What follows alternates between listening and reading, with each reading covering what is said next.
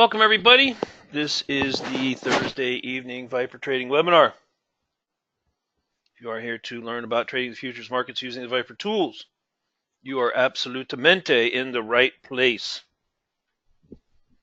We can say that all communications from Viper Trading are for educational purposes. Nothing contained in this webinar. Other webinars, including the live trading room, are to be construed as investment or trading advice.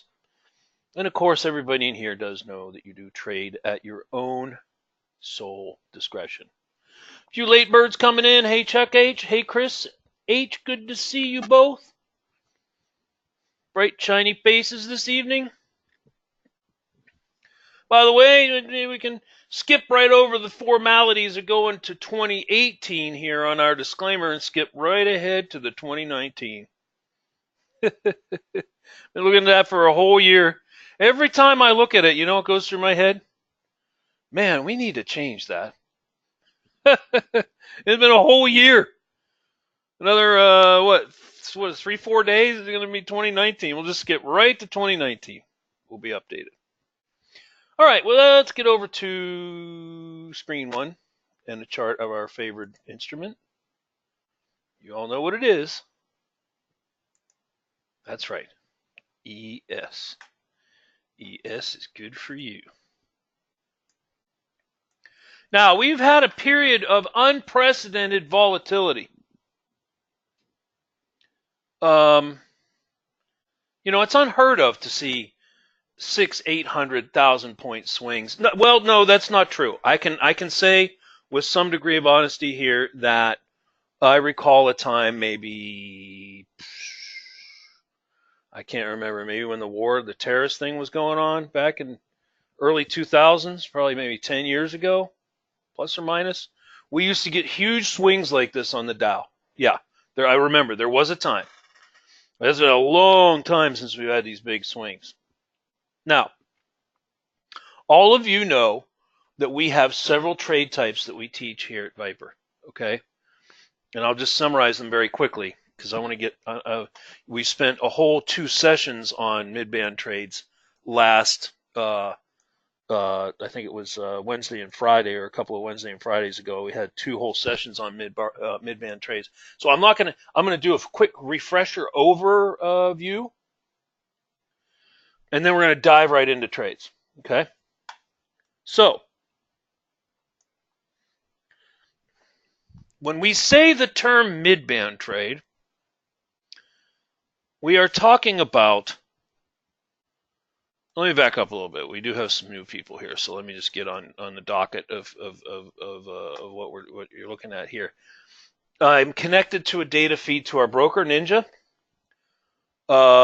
This is the E-mini S&P. This is the one in the equity markets we trade in the live trading room. I personally trade it a lot every morning, so I'm very familiar with its price action. The indicators that we have here are the background colors, the red, green, and this sort of intermediate color. Bar colors, blue, yellow, and red. Got the power meters, which are the various trends on the chart. Predictors, real-time swing levels. And, of course, the most prominent thing is the bands. The bands are as follows. 1, 2, 3, 4 bands below the mid-band, which is the thick, middle, chunky line in the middle. And then we have band number 5, 6, 7, 8. Now, the mid-band and the line 2, the skinny red line, and then line 6, the skinny green line, feature prominently in our trading. Well, you know, I'll tell you what, I do trade it on it too, normally, Raymond, but we have, the volatility has increased so much that, you know, if you were going to try to do this volatility with a 2, there would be like 1,000,000 bars. Okay, so we got to dial it back up to a 4. When the volatility comes back to sort of a normal level, like it was before all these algos kicked in, what have you, we'll kick it back down to a 2. When the average true range drops back down to some normal level. Okay, so the mid-band trade is defined as follows. The bars can be in one of 3 places. It can be in the band below it. It can be bars right on it. And it can be bars in the band above it. Now, we do have trades that are centered around line 2 down here in the case of shorts or deep retracements on an uptrend. And we have trades that are located up in band 6 up in here. Now, for the purposes of simplicity tonight, I will not be teaching these two types of trades. These two types of trades are very good and valid trades. We teach them in other webinars. And, that's not what we're going to teach tonight. Okay? So let's do a pop quiz to make sure everybody's awake. Let me look at some areas right here, and you tell me if they're a mid-band trade or not. Okay? Let's just jump right in and see if you know what we're talking about. All right? Is this a mid-band trade right here, yes or no? I'm circling it with my cursor. Each one of these is going to be 5 seconds. So you get to put in a Y for yes, N for no. You shouldn't even need to think about it. Either it is or it isn't. Does it meet the definition of midband? Yes or no? Boom. 2 seconds left. Yes or no? These little candles right here. Yes or no? 1 second. Time's up. Yes. So by definition,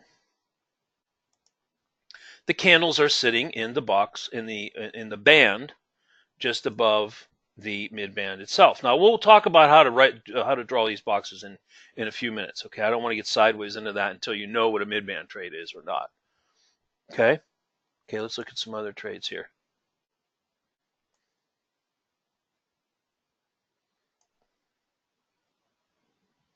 All right, how about this one right here? I'll circle it. In fact, I'll blow it up a little bit if you want.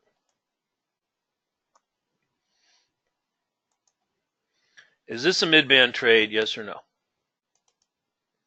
5 seconds on the clock.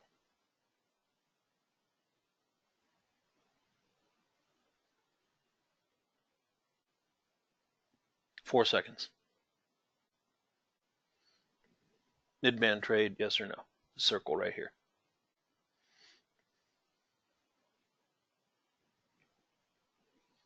Two seconds. The circle, yes or no? Time's up. No. Cross, I don't know. I think this is yesterday. I think this is into the close of yesterday. I think this is the close of yesterday when it ran it up like 1,000 points. Or whatever day that was, they ran it up 1,000 points. So let's put some definitions down here real quick so we're all on the same page. Testing audio. Can everybody hear me okay? 1, 2, 3. Some people are saying that the sound is low. You might need to turn the volume up on your end there, Chris. Because everybody's saying I'm coming through loud and clear. All right, let's just do this real quick. So as we discussed, the mid. Oops.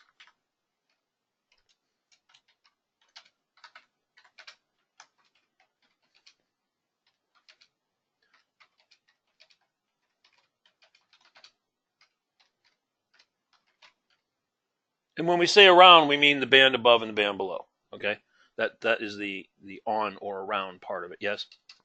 Okay, I'm going to call this MB for midband trades. Are best in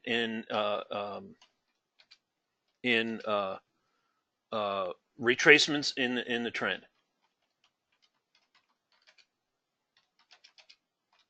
And the trend can be up or down.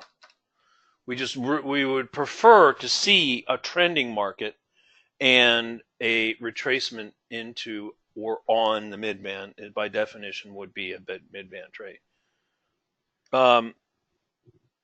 Midband trades.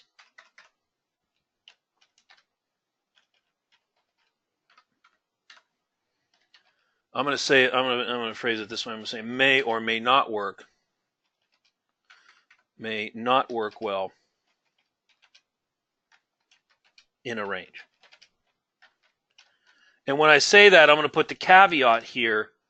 In the range caveat here, we're going to say and put it this way: if the midband is located approximately in the middle of the range.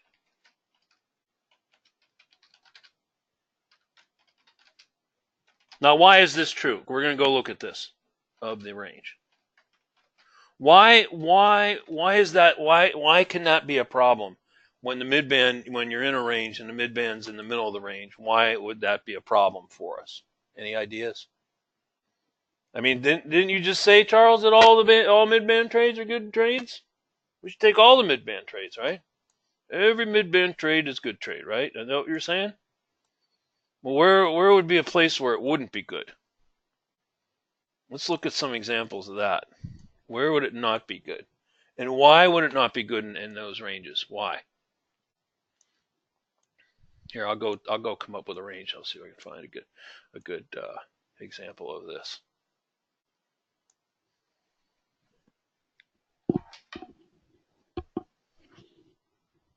Yeah, there's not enough. That's right, Walter. Good idea. Lewis, Walter, and Mindy. Yeah, so let's take a look at some examples. I think I found a good one right here. And this is actually this morning, right around the open time.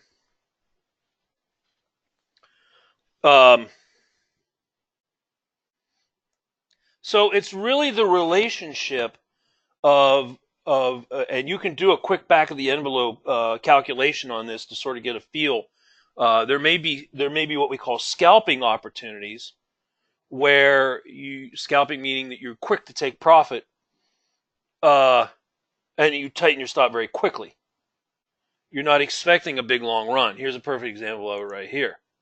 So this is right at the open on ES right here. You can see that the bottom of the trading range was here and the midband was right here. So what I'm saying is this, I'm saying if you know you're in a range, which we did here, that by the time you throw a box at the midband and get filled on the close of a bar, let's blow this up so you can really get a sense of what I'm talking about here.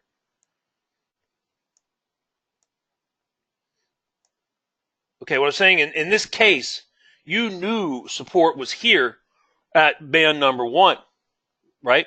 We saw it. We saw it from all the way over here. Now, right at the open, if you put a box on it and you got filled on the close of this bar, between this bar close and support is only, well, 32 and a quarter. I don't know, maybe you got 30 and 3/4. What is that? 32 and a quarter. 5 ticks? 6 ticks, maybe? And this all happened in a span of like a minute. You would have been filled 5, 6 ticks and then back in your face. Here it is again. This never got filled. This box never got filled. Maybe you got to trade up here. In fact, I think we called a short up here. I can't remember. This is really early. This is like the first 2 minutes. This would be okay. This is a deep, what we call deep retracement. That's not what we're talking about today. We're not talking about deep retracement trades, but that is an example of one, right? This had enough meat on the bone to get down here. This midband box never got filled. So what am I talking about? Let's go back. This midband box, if you do it like this, never got filled short if you enabled short only. This midband box never got filled short right here.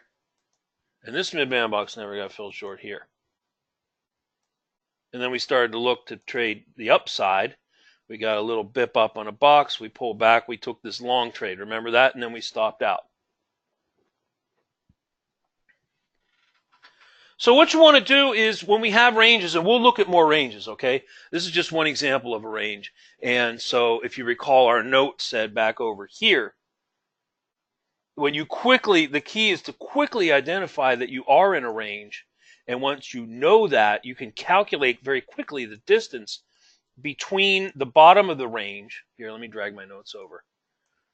And this could be on any instrument. Okay, I like ES. I'm showing a lot of ES. You can make a ton of money on ES. We're going to show a lot of good trades here in the next few minutes. But this is applicable to any instrument: gold, crude oil, the currencies, 6A, 6B, 6E. All futures instruments follow this principle right here. So this is the basics. I mean, if you could just sort of remember these couple of 3 bullet points here in the back of your head as you're looking at midband trades. Midband trade is on or around the midband. We know that. That's obvious. They do best in when you're trending and you retrace back into them. That's the optimal condition.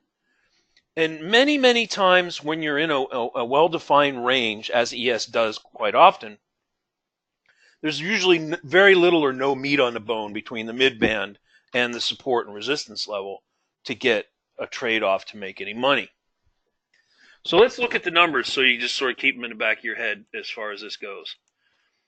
In the case of ES, the midband is here in the morning at the open. Call it 34. Let's use some round numbers so I don't have to calculate anything. 35-ish, right? And support is down here at 30. 5 times 4 is 20 ticks. But by the time you draw the box itself is a good, healthy, 8 or 10 ticks, so that takes half of it up. By the time you're filled on the next bar and you get down here to support, there's no meat on the bone. The only part to make any money on this trade is right here. So when you see a condition like this, you pretty much, unless you're scalping, you're very good at scalping, you know how to get in and out, in tight ranges, you probably want to wait till the market breaks one way or another and starts trending, because that's where most of your money is going to be made. Now, between here, I'm going to do a quick pop quiz to make sure everybody's awake. Let's say here and here, I'm going to ask for a number from you. How many midband trades were there? Midband trade setups. So essentially, I'm telling you that they are there. Okay, I'm telling you definitively that there are midband trades pairs. So a question for you is how many are between these two lines on ES this morning? This would have been from about 6:40-ish to just before 7 o'clock.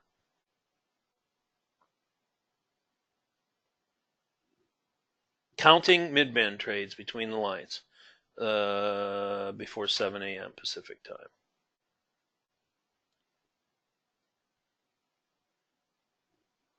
Okay, we got 2. Got Brian, Kathy, Cross, Donald, Mindy, Chris, Lewis, and Philip. 2s and 3s, 2s and 3s, 2s and 3s. A 1.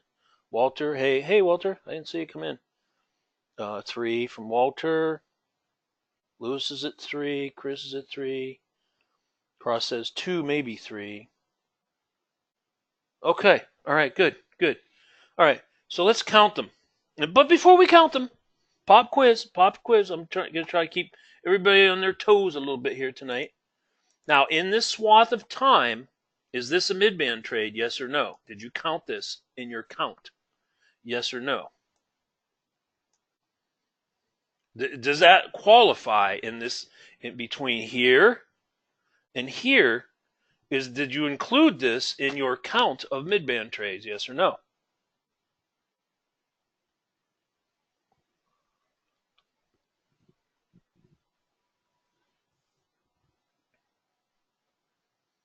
Two seconds left.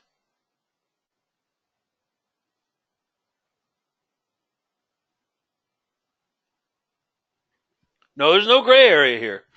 I want to be very clear about this. And so, I want, when we're done here tonight, the goal of tonight, by the time we end this webinar, is I want everybody to be crystal clear on what a midband trade is and isn't.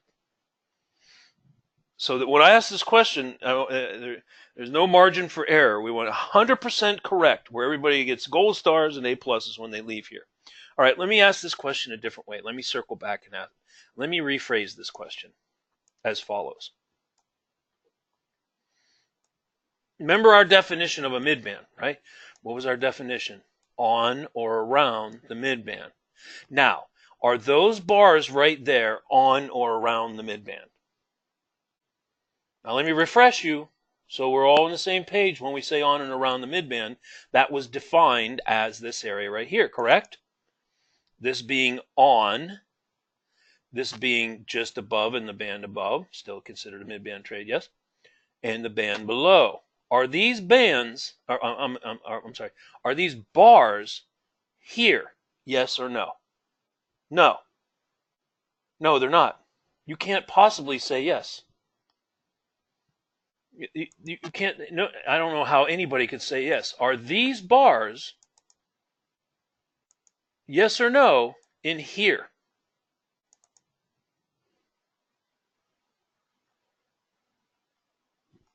Here, let me blow it up some more.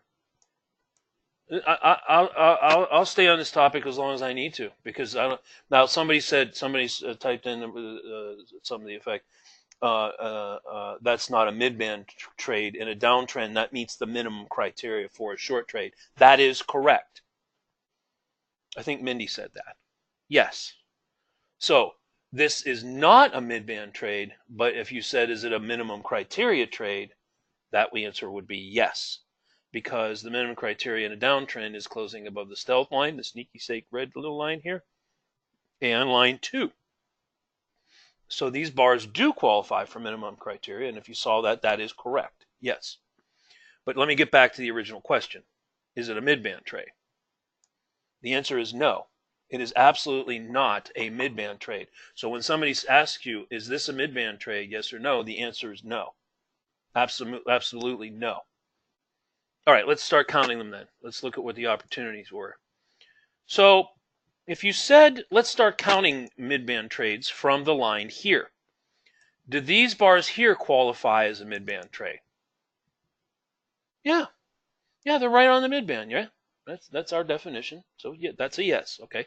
So in terms of our count of midband trades in our little zone here, that would be midband trade number 1. Now, we're not talking about at this particular point, because we're still in the early learning stages of this, which is okay. That's how you build a good foundation. You got to learn. And then we'll get into more depths about how whether it's long or short, and how you get in it and box it and all that sort of stuff. We'll get to that. But the first thing is to just make sure you see them correctly, right?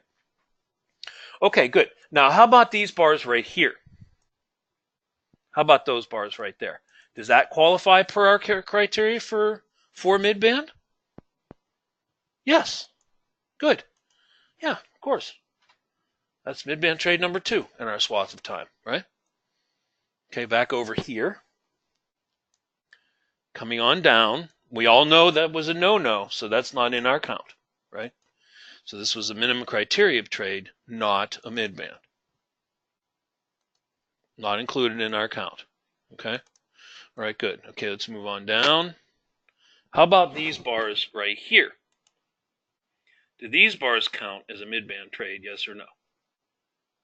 Per our criteria and definition of what a midband is. Yes. Yeah. So this would be number 3.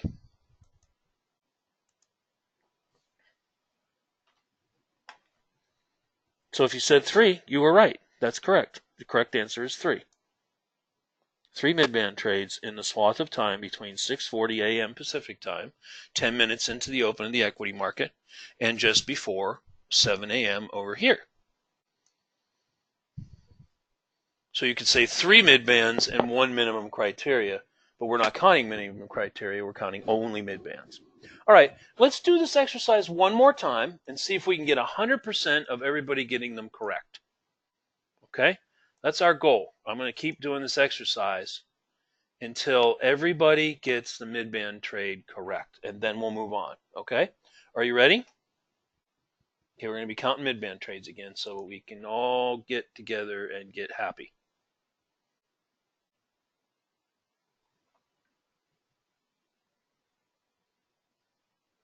Okay, here we go. This is our next swath of time.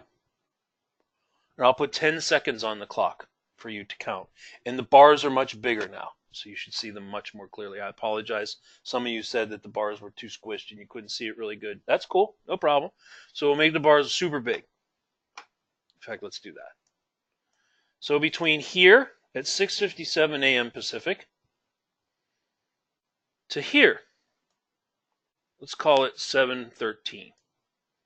So that's about 15 minutes of time. How many midband trades are in this swath of time right here? 10 seconds on the clock. Counting midband trades only. Not minimum criteria, remember, okay? Just midband trades. You don't have to say if they're long. You don't have to say if they're short. In fact, you don't even have to say if the trade worked out or not. That's not what we're doing here. And the purpose of this exercise is to simply make sure we're all on the same page, that we're counting the correct number and accurately seeing the midband trade setups themselves. Once we do that, we can move on to the next step. So what we covered here so far this morning, this afternoon, this evening, in the first half an hour has been when to take midband trades and when not to take them, right? We talked about trends. By the way, 5 seconds on the clock, counting midband trades between here and here. You generally want a trend, right? You're looking for pullbacks to the midband in a trend. That's very much our optimal setup. And we looked at a couple cases real quick when a range, if you're in a tight range where it's bouncing between, say, the top or the bottom most midband located bands and the midband, there's not enough meat on the bone. Usually that's only about as little as 12 to 15, less than 20 ticks. So by the time you get in the trade, half of it's gone. You have to cover or get out. 2 seconds on our midband count between our lines. 2 seconds. Enter your number, please. Time's almost up. I see Walter's in, Mindy's in, Mario, Chris, Kathy, Donald, Cross, you're looking good there. Brian, Lewis, that's good. Paul, Greg, all right, everybody weighing in here. Good.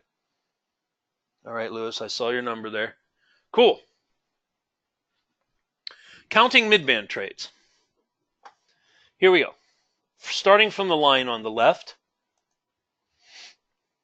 this would be midband trade number 1, yes? I think everybody would agree with that. Meets the criteria of a midband trade. By definition, it is in the band located just under the midband itself. And the bars are very nicely in here.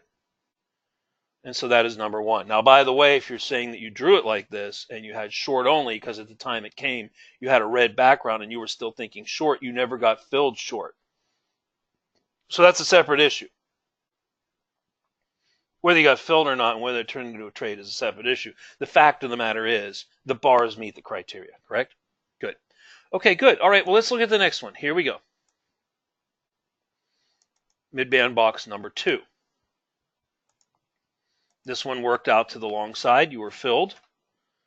If you drew it exactly like I show it here, you were filled long on the close of this bar right here, and it turned out to be actually a pretty good trade. Right? Now, this one barely meets the criteria for a midband box in a long trade, and that would be located right here. Now, when I say barely, what I'm referring to is the fact that the definition is you have to be in the band above or below or on, and so that would be this swath of area right here, above, below, and on, and these bars do bip into this box. You did, by the time you got filled here, maybe you had a scalp, maybe you didn't. Didn't really turn out to be much on that trade. The only real winner here so far has been that beautiful long trade right there. Now, this could be the subject of a debate, but I'm going to draw it like this. Let me get this off of here. And so we're saying very clearly that this was box number 3 right here. Okay. Now, when this market came down through here and came and sat on the midband here, I would say, in my view, that this area right here containing these bars was midband box number 4. So if you said 4, you were correct. I see there were a couple of folks that had 3s. There was a small handful of you that said 5s. I don't know where else you would have seen any other than if you put in 3, maybe you did not include this one, but you got these 3. That's okay. That's perfectly okay. No problem. But there's very definitely not 5. So we want to be clear here. So for instance, you can see, I'm going to circle with it over here, okay? Over here. These are not midband trades. Everybody sees that, right? We're not getting deep enough.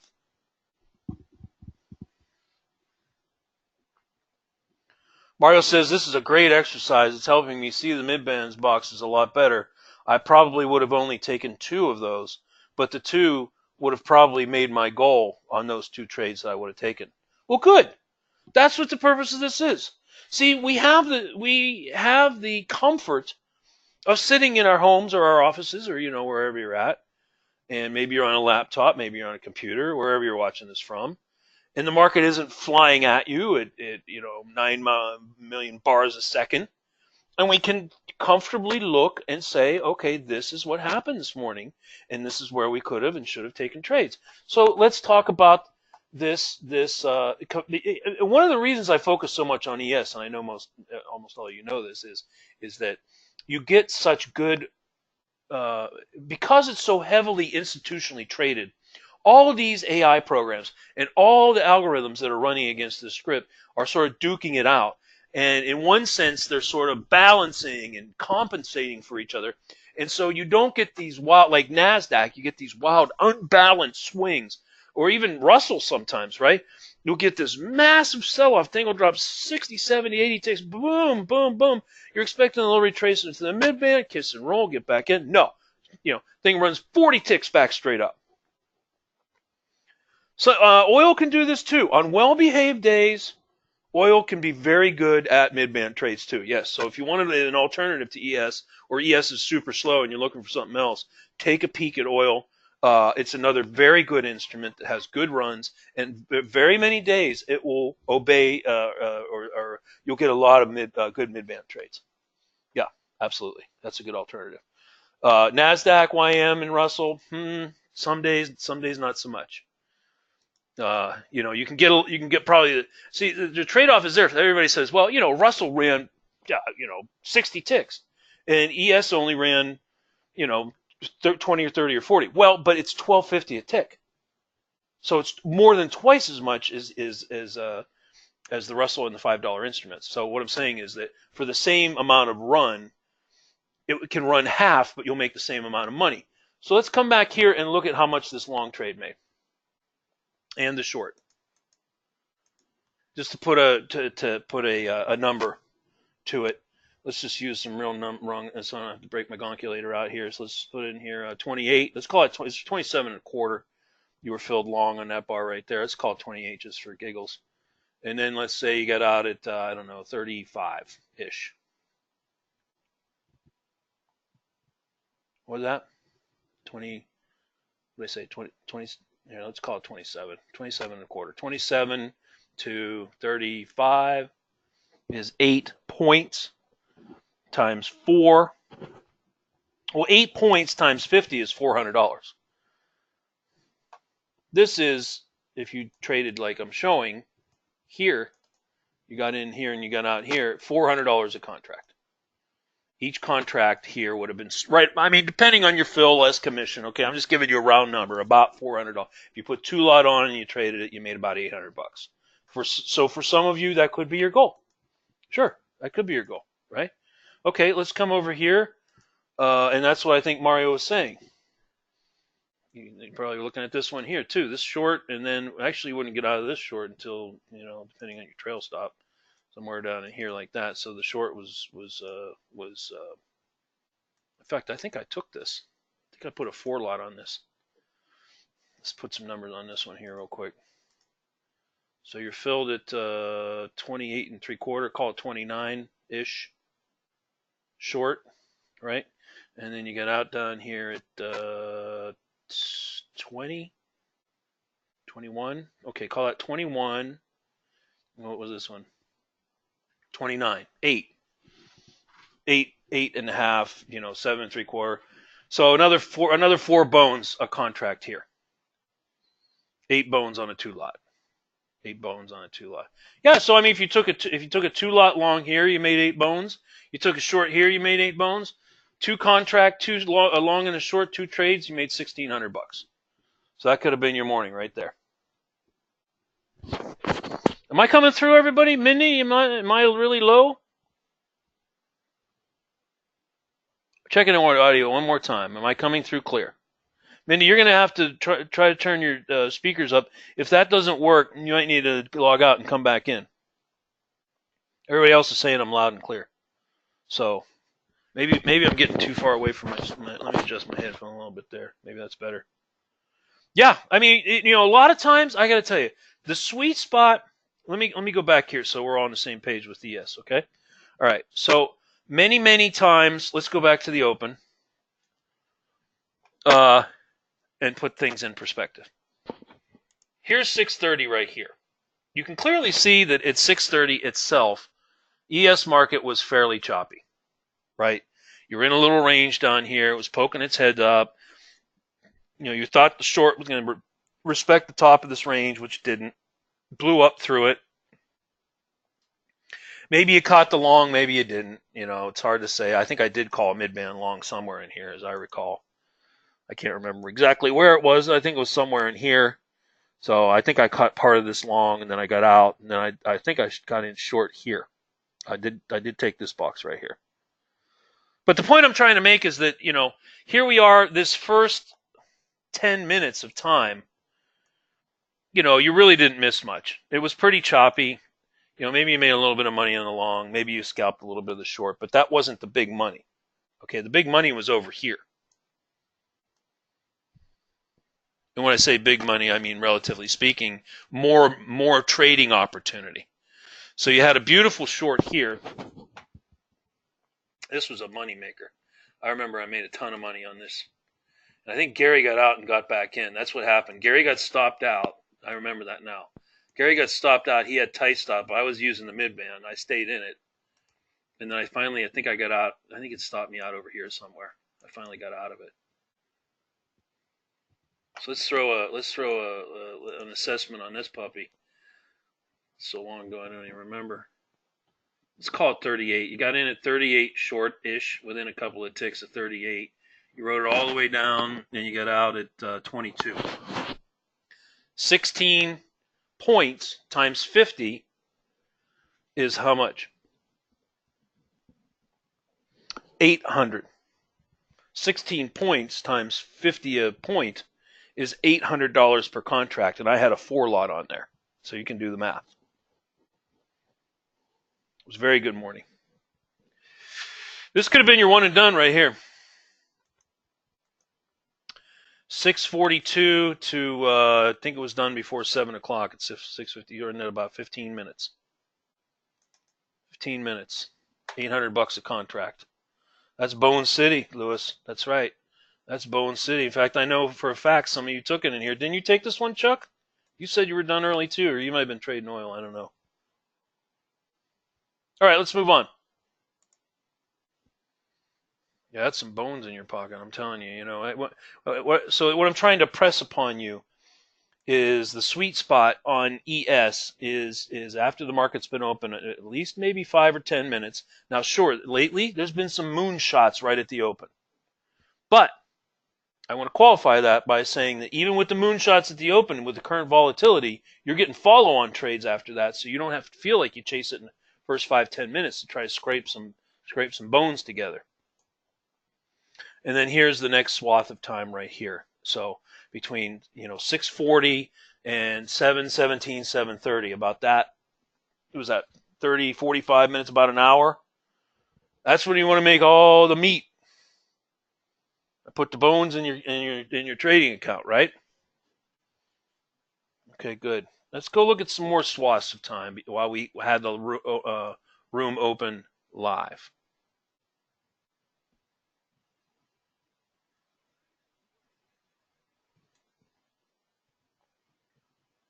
All right, now I've been lobbing up some easy softballs at you. I think softball time's over, and it's time to get a little more serious about what we're talking about here. So I'm going to do it like this. I'm going to throw some fastballs at you. I'm going to do it like this. All right, now this is from about 7:13 to 7:44, about a half an hour, going to up to almost when we close the room. Oh, you want some fastballs, Lewis? All right, no problemo. We'll tee up some fastball coming at you. Brian says, I'm so scared. All right, I'll give you 15 seconds on this one because it's a little tougher. Okay. Here again, you don't have to say long or short, and you don't have to say whether they worked out. You don't have to assess how well the mid-band trade was. So between here and here, we are counting mid-band trades with 15 seconds on the clockaroo. And that is good for you. Between here and here, 15 seconds starting right now. Type in how many mid-band trades you see. 13 seconds. Counting mid-band trades. 7:13 to 7:43. Counting the mid-band of the own. How many are here for you to take? Hey, hold on a second. I need to, while you're counting, I need to take care of one thing. It's going to take about 30 seconds. Stand by, please. 10 seconds left, by the way.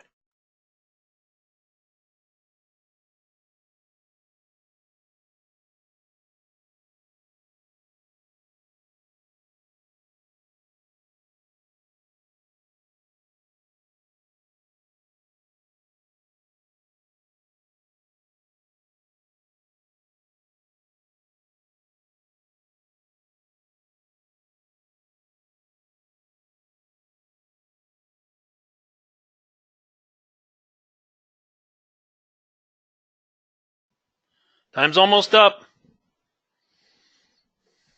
Counting mid-band trades. We'll give you another 7 seconds. In this swath of time right here, how many mid-band trades are present on this chart? See, I told you with fastball. It's okay, John, yon. No more softball for you. Because you know what? You know the market, how the markets are. They're always going to toss you up little softballs and you tee them out of the park. That's not how most mornings go, right? You got to know your stuff. Like I said, you don't have to say whether they're long or short. You don't have to say whether they worked out or not, because I can clearly see some did and didn't.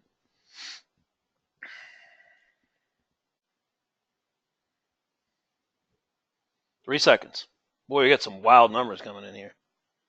5, 6, 8, 3. Lordy Lord. 5, maybe 6. Some of you might just be guessing. That's okay. Sometimes the market's like this, right? All right, 2 seconds. Get in your number now. Counting mid-band trades. I know this is a tough one. We'll get it through it. All right, time's up.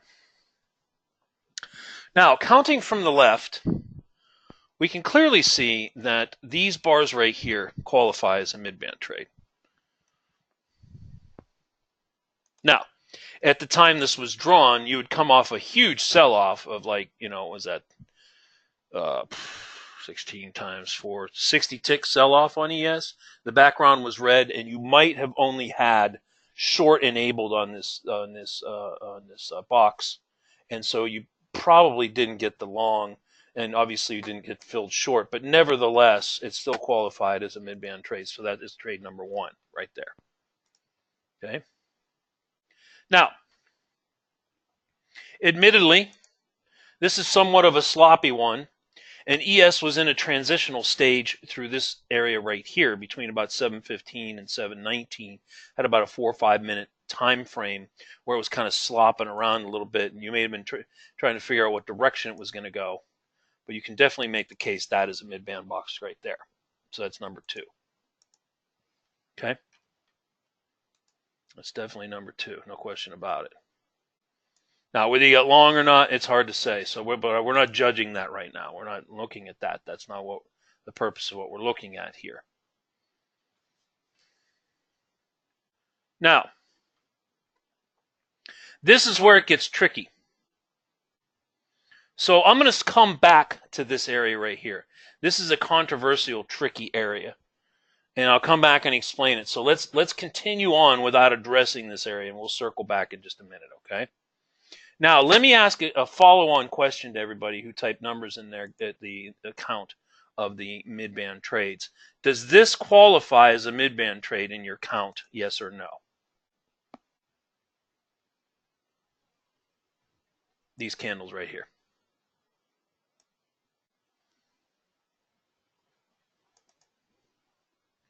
Yes or no? A Y or an N. Very simple. It's a binary question. There's no maybes. Oh, I don't know. Sort of, I think it might be. Nope, nope, nope. It's a yes or no. A Y or an N. Very simple. By definition of midband trade, does those bars right there meet the criteria of a midband defined trade? Yes or no? It's very simple. 3 more seconds. Type in a Y or an N. Okay, time's up. No. Now, I want to be clear about this, and I'm going to blow this up so we're all crystal clear about this, because I still sense there might be a little bit of confusion here. Okay, when you might say, well, Charles, look, you know, there's wicks, there's some wicks, and there's a part of that candle right there, up in the thing, and that's a midband. No, no, no, no, no, no, no, no, no. I'm gonna say it this way. The preponderance of candles in the box have to be in or on the midband for it to qualify. So what I'm saying is here you can see you had 1, 2, 3, 4, 5, 6, 7, 8, 9, 10 or 11 bars right here. And the preponderance of them, the bulk or the most of them, are in the band down here. So the answer is no, this is not. If you have the wicks of a couple candles or part of a little body dinks up in here and the other 10 candles are down here, this is a negatory. This should not have been in your midband count right here. This was a no. Not qualifying, not in your midband count. Okay, good. Now, another tricky area was over here. And remember, we're going to circle back and talk about this area right here.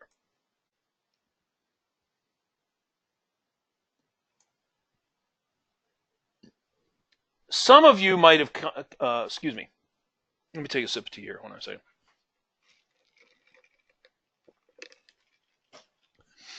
This area here was also a little tricky in the fact that everybody, I think, pretty clearly sees that this is a box. There's no question about that. And then you could have actually broken this down and said that this was 2 separate boxes. And I can see a case and an argument for that. I can't. Or you could have felt that that was 1 continuous box, right? Or you could have considered this as two separate boxes. That's a subject for debate. In the fact that you would make the case, well, Charles, if I drew the first one, I would be long on one of these bars right here, which is true. And you could have said, well, even if I didn't draw that, I could have reboxed it here, and I'd be long on the separate box here, constituting a separate box entry. So you would have actually counted this as 2 separate boxes, and I can agree with that. I can agree with that case. Now that reasoning, way of logic, does not necessarily apply over here. Here it's a little more sloppy. And what I mean by that is that you've got a lot of candles just sort of dinking around up here. I don't know that you could make the case that this was separated into, 1, 2, 3, 4 different boxes. See how different this area is right here, where it's chopping around the midband, versus this area over here? Can you see the distinct difference between these 2 areas? Which were much more, how would you say, clean and well behaved as they came around the midband to form clean boxes, and you got long, long, long, and they turned out to be very good trades. Whereas this was a very sloppy condition here. Now, could you avoided this area, and is this another box over here? Yes, that qualifies. This does not qualify. Okay, I'm going to draw a circle around the one that doesn't. These bars do not. So let's do the count, and then I want to talk about how you might have handled this period of time in your trading on ES. Okay, so we got 1, 2. Let's get an accurate count here. 3,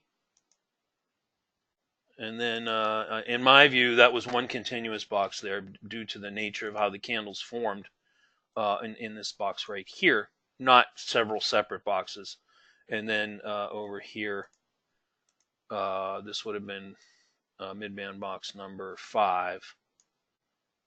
And you could make the case for midband number 6.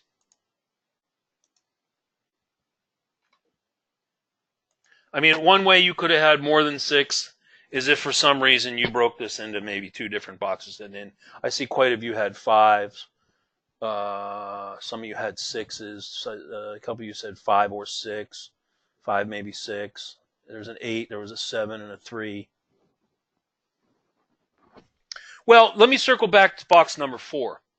At the time this was occurring, the background was red, so you definitely would have been looking more to the short side to take the shorts, and you would have been filled short on one of the bars that broke outside of it, and it remained under the top of the box, so you actually did get a trade out of it finally over here that came up and stopped out pretty quickly. So you didn't really get much out of that trade when it finally unfolded to the short side. Okay, so you did get it. You did get filled. I mean, depending on how you drew the box, it could have any one of these candles would have filled you short, and it did stay under here, this swing, so you didn't get stopped out. And you got a little scalpy here on this box right here, short. However, remember what I said about ranges? Okay, this is something you really want to do. You don't like box number 2 and you don't box number 4. Well, that's what I was trying to show you here. Look. You know, in the first exercise with those 2 swaths of time I did earlier, that's when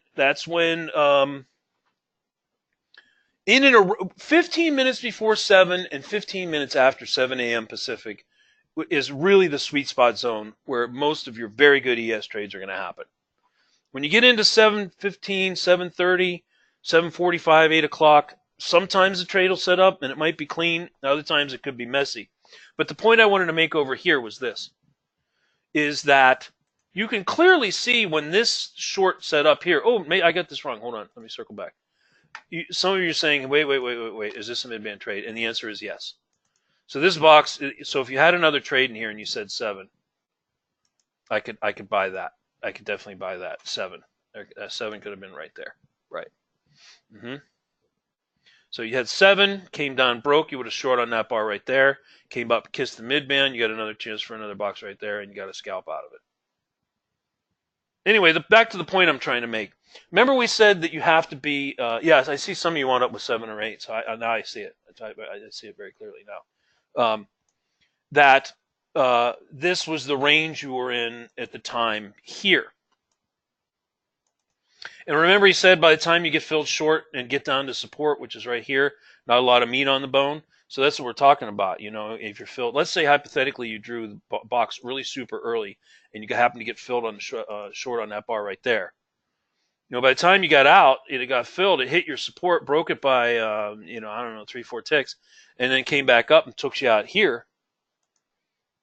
You know, look, for all the risk you're taking with a 10-12 tick stop on a couple contracts, you know, you got to have, it's got to be running. There's got to be some meat there. Let's see how much you made on that. You know, got short at 18 and maybe got out at, 16, 8 ticks. 8, 9, 10, maybe if you're lucky. So what I'm saying is when you clearly see, and this caveat is important because that was part of the topic of this discussion, was when are midbands optimal and when are midbands not optimal. And in the condition where you see support, looks a lot like the open. Remember the range at the open where there was support down here and it was boinking around the midband, bouncing around all over the place up here around the midband. Remember? So when you see a condition like this, and ES does this a lot, your spidey sense might want to kick up and say, hey, ho, I might want to hold off a little bit here until we get a good break and it starts to run, and I can clearly see a good pullback into that midband, throw a little box on it, and I'll participate in that part of the move, right? She's chopping around in a tight little 10, 12, 15, 20 tick range, say bouncing between the midband and the bottom band. That might be an unknown to avoid. We're right at 6 o'clock. I do want to do one more exercise because I think most of you are getting this. but I want to take it all the way to 8 o'clock. Let's quickly do another 10-second midband count between 7:43 and 8 a.m. I'm only going to give you 10 seconds. Ready? Starting clock right now, okay? And let me define the time swath that you are now counting in. Goes from this line at 7:43 right here all the way over to 8 a.m. Pacific, which is when we close the live trading room. Let me blow it up so that you can't say I can't see the bars, Charles. They're too small. Okay, there you go.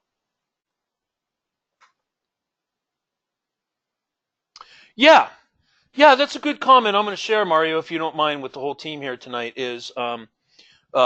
Now I see how much I've been over trading. There's plenty of trades if I just patiently wait and solely take midband trades, and I have to just patiently wait for them. Yes. Yes, a million times yes. I'm so glad to hear you say that, Mario. That is, there are lots of opportunities to overtrade. And I know some of you, some traders, and some of you listening to the recording here later, that might be your case. And I'm referring specifically to the other trade types. Okay? I'm not disparaging them.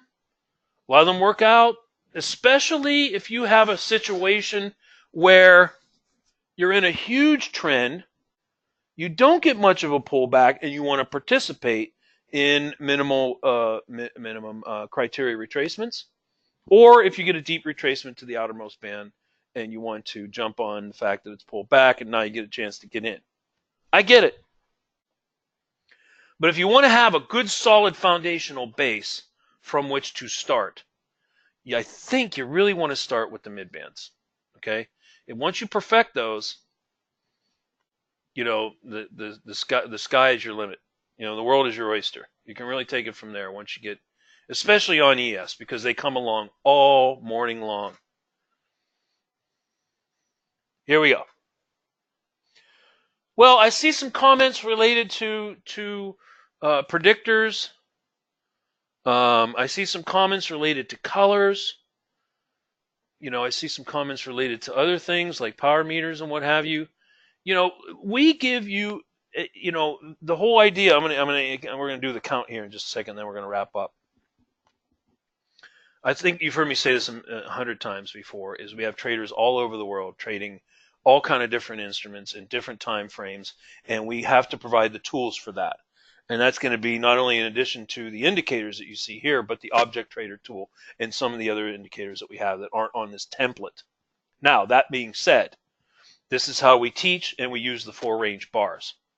Now, can you make some subtle changes on here? Yes. I can't tell you which ones to take on or take off. Is one thing I would say that you shouldn't do. I wouldn't go add a bunch of MORC indicators on here. Like I wouldn't throw up, MACD and moving averages and the RSI and the Scooby-Doo thing with the CCI. I think if you throw more on here, it's going to get more confusing and worse. But, if I'll just lob something out here, if the predictors are throwing you off a little bit, well, then toggle them off. Okay? We provide the tools, and then you adjust whatever you need to do to trade them properly.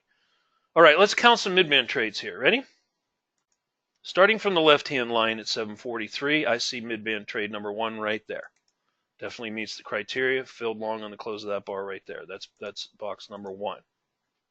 And yes, to your point, Mario, if you just work with midband trades, there's tons of opportunity to make very good money, especially on ES all morning long. And you can kind of, in the short term, not in the long term, where you have a robust toolbox of all kinds of trading setups. Okay, that's your goal. But for now, the goal is to just master one trade, and that's the midband. Okay, trade number 2. Now, some of you may have separated this into 2 boxes. I see that. These could have been box number 1 and box number 2 and box number 3. I can understand that argument. Here again, you could have argued that these were 2 separate boxes. So many of you typed in, I see a lot of 3s and I see a lot of 5s. So you could have said 1, 2, 3, and considered each one of these kisses of the midband and roll as one continuous box. In other words, that you let the box go here, and when you were filled, you were simply long, not constituting two separate boxes. For those of you who did count it, you would have had 1, 2, 3, 4, 5. So I would say either 3 or 5, both would be correct answers. Brian says sometimes I take the predictors off the chart. They tend to clot it up and cause some confusion in my trades. Yeah, well, it's easy to do. I mean, I just click the button and the predictors are gone, just like that. That's all you got to do. Boom. You know, a lot of people like them. Boom, put them back on. See, sometimes they hit them, sometimes they bounce off of them. Some people use them, some people don't. Turn them off. It's that simple. Yeah, so what I'm saying is it really depends on how you draw your box. You know, if you drew your box like I'm showing here, in actuality, the box would have probably looked more like that. And if that box would have been shaped like that, you would have been filled short on this bar right here. Now, maybe you didn't draw that box at all and you drew this box over here, in which case that would have been the second box either way. And you're filled short on close that bar right there. Likewise over here, depending on where you drew this box. If you do this box here, maybe you drew this one here, maybe you drew this one like this, or maybe you drew it as one continuous box like that. You know, a larger box would have been filled short on this bar right here. Or if you just drew the second box like this, then you would have been filled short on the bar right here. Both turned out to be good short trades. Short trade, short trade, short trade, short trade, long trade here. 3 or 5, both correct answers in my opinion.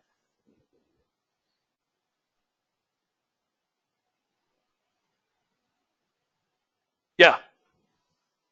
Which one, Lewis? You had a question on one of the boxes here? On the one on the left was okay. Box number 4, in the prior time swath? Oh, you mean back over here? This big, huge Tonkin box here? Well, yeah. If you recall, my explanation was, you know, this is an ugly area. Okay, to be honest with you, when I see things like this, I usually avoid this. Okay, I need to see clean consolidation of boxes and neatly tucked together candles exactly where I want them. I'm very picky about my trades. I'm very selective and very picky. If I see a bunch of jumboing around, dinking around here, bipping on down and right back up, I tend to avoid this right here. I would just stand down. I don't think I took anything in this whole swath here. In fact, I think by the time I got here, I was almost done. Because I hit this huge one right out over here, knocked it out of the park with that one, caught the long. I can't remember. I think I put 2 or 3 lot on that one, and I had a couple 3 lot on that one. So I was up quite nicely come, 7:15, 7:20. I think I avoided all of this. In fact, you might have remembered in the room, I think I said I'm going to stand down for a little while. Remember? Well, two reasons why this is not attractive trade setup, Lewis. First of all, my explanation was the way in the manner that the bars are forming around the midband is very sloppy. I don't like that. In fact, some of the other instruments, and that's why I don't trade them anymore. If you recall, NASDAQ and YM got really sloppy at one point, right? This is algos just fighting each other. You know, should it go up? Should it go down? It finally resolved itself down, but in a very sloppy and ugly way. Was it a trade? Yes. Was it 2 different trades? Could have been. And you saw support was right here, right? Remember we said that you're citing up a range. This is not trending in here. This is a range. And we said that midband trades are not optimal in ranges. That's reason number 2. So I'm giving you 2 reasons on why you could have avoided everything in this oval right here. The sloppy nature in which the bar is formed. In other words, they're not clean and clear boxes like you see over here and all the other ones I've shown. And the fact that you were in a range with support so close, knowing that if you got short, you might get 6-8 ticks if you're lucky and fast. All right, I'm going to stop the recorder. Thank you for coming, everybody. Ran a little bit over here tonight. Are there any final questions? I know we got I'm going to turn the recorder.